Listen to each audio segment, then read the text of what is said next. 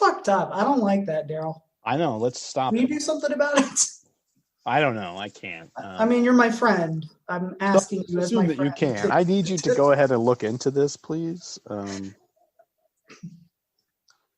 As my man of business. Man of science, man of God. I can't be all three.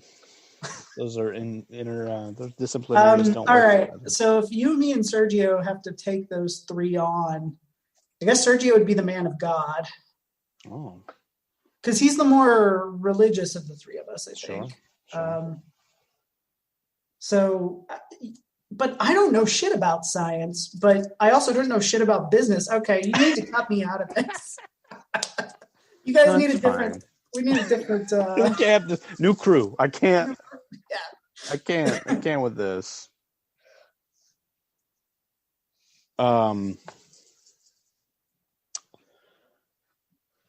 So yeah, make it the 90s again, Daryl. Well, I don't. I want to watch Buffy when it was first on. I don't know that I want to do that either, though. I've watched that again, and I'm just not. Really? Yeah.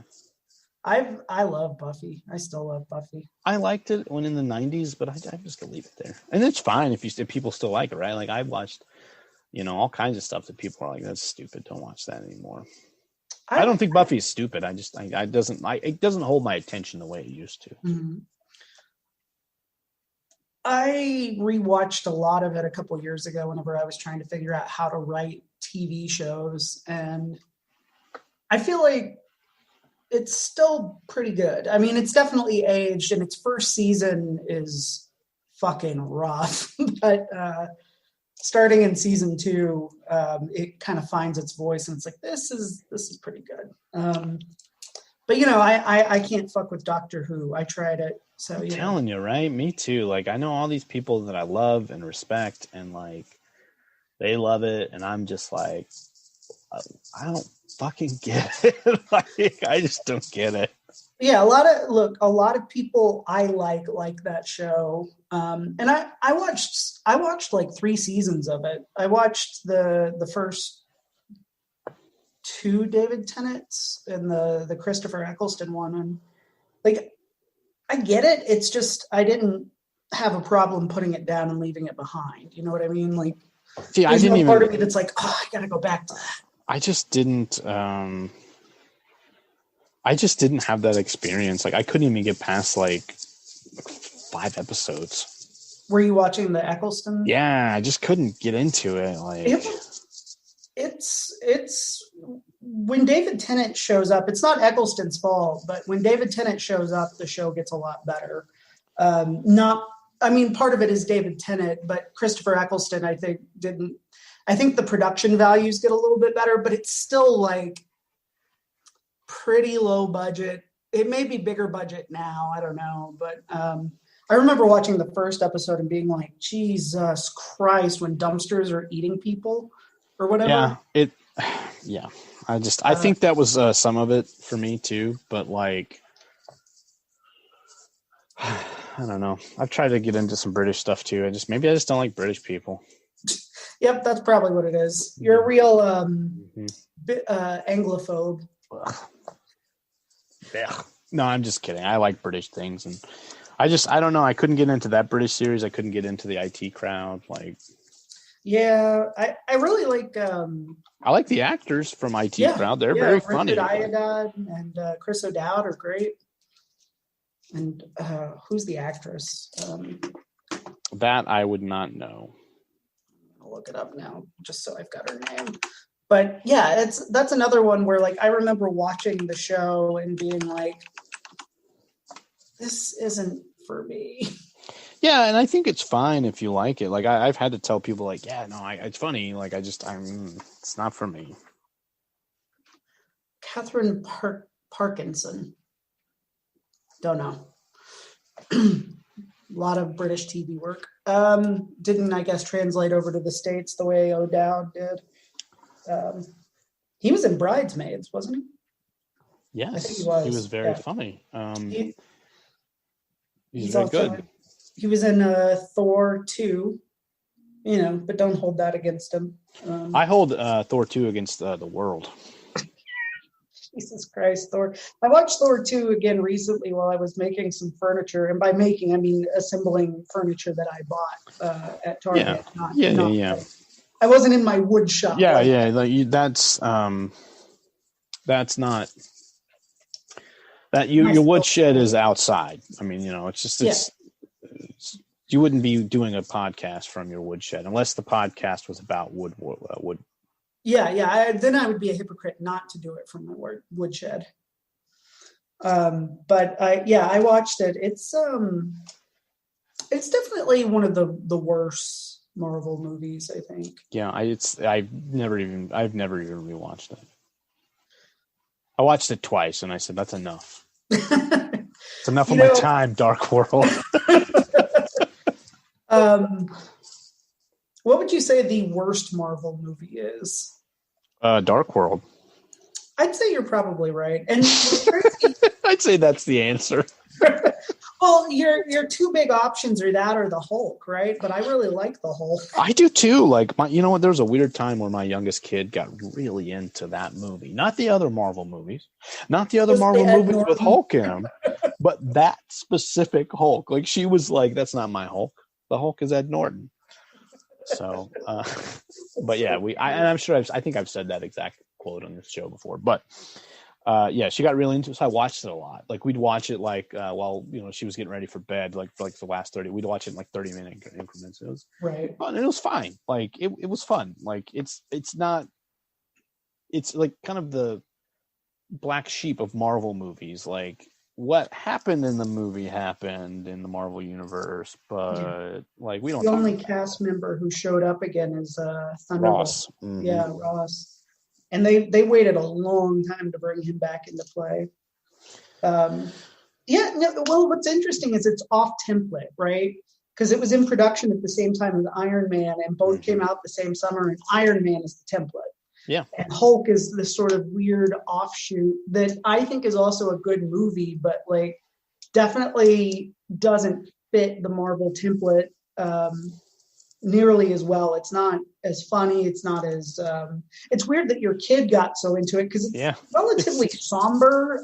It's not funny. Like there are moments of real levity in like all the Avenger movies and like the Iron Man movies but like in that one there aren't that many, and when they are, it's like stuff that like she wouldn't really understand, like these weird like non sequiturs and like stuff that like don't make sense to anyone but like hardcore fans and like I don't know, man. Hulk. What are you gonna do? What would you say is the worst X-Men movie? Oh man, have you seen all the X-Men movies? I have seen all of them at this point, except I guess New Mutants. I haven't seen that yet. I hear that might be the one that takes the cake. But I kind of liked it, but I also went in with very low expectations. I saw it at the drive-in this summer, and I don't know, like it feels more like a TV pilot than a movie, but like it's a TV pilot I would have watched more of. I've sat through worse superhero movies, so I don't know. I feel like the X-Men movies that I like best are the ones that like make it feel like a family, and New Mutants feels like a family story. Okay, so that's good. Yeah. I would maybe I haven't seen I think I have seen Dark Phoenix, but I can't really remember. I liked Dark Phoenix. I saw Apocalypse recently, and I didn't really like that one. No, that one's bad. Honestly, the Bryan Singer X-Men movies, I don't know, X2 probably still holds up. I haven't watched it in a long time. I've watched First Class recently. It's good. I've watched Days of Future Past. It's pretty good. Parts of Days of Future Past are like really good. And then parts of it you're like, My biggest problem with that movie is that they're like, I loved First Class because like it was a team of X-Men, and Days of Future Past is a Wolverine and Mystique movie. I hated how they sort of, and I understand why they did it, but I hated that Mystique somehow became the main character in the X-Men movies for a while. Just because it happened to be the biggest star that they had, who wasn't Michael Fassbender or James McAvoy. The first was good. I was sad that they didn't do more in that vein. Me too. Although I guess Days of Future Past is kind of like that. Kind of. Because it's mostly about, I don't know, it's about both, I guess.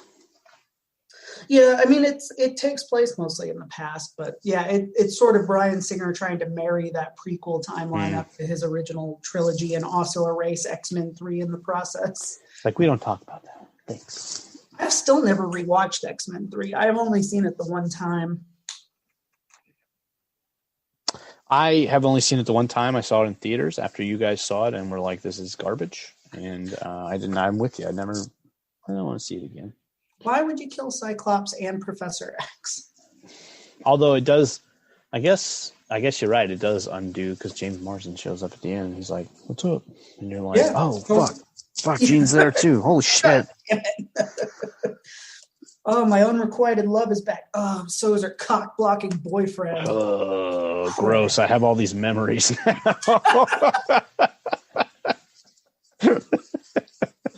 I hate memories. Clearly. Yeah, maybe that's why Wolverine doesn't have memories. He's just doesn't like having them. He's like, I want to forget this now. I want to live in the moment. Take these away, Stryker. He signed up for Weapon X like 10 times just to keep like getting his memories. He really like. He's a big fan of Eternal Sunshine of the Spotless Mind. Yeah. Every time he went through a bad breakup, he just back up for another tour with Weapon X. Yeah. I think that's completely possible. Right? Like Wolverine seems like he seems like a pretty emotional dude. I mean, would you say? It's very emotional. Marvel, if you want to hire us to run the stupid Marvel universe, we are What are you guys? We will take some weird, obscure shit in your universe, and we will riff on that for a little while, spin it out really till it's almost not even Marvel anymore. Right, and then move on to the next thing. So, just stupid Marvel, brought to you by Team Hurricane. If they're gonna pay me, I'll do it. Yeah, I mean, what would stupid Marvel consist of besides that? Besides Eternal Sunshine Wolverine? Yeah, Weapon X as an Eternal Sunshine. It's a good question. What else could you riff on? What if the Hulk doesn't have gamma radiation? Okay. What if? I don't know. What else could? What if he's just emotionally abusive? Well, that's pretty fucking dark. I mean, that would be the scariest comic book I could think of. Sorry, guys. Oh, wow. We went there. So, I mean, yeah. Who's the real Hulk when you think about it? That guy, the guy you just described, or Bruce Banner? Okay, like all I'm gonna say is like Bruce Banner might break, or as the Hulk, Bruce Banner might break your ribs. Like this Hulk, our stupid Marvel's Hulk, he will fuck your world, right? Continuously, constantly, criticize you, just. Backhanded compliments. Let's just everything to keep you under his sway. That's what you're going to wear out, Betty? No, it looks good.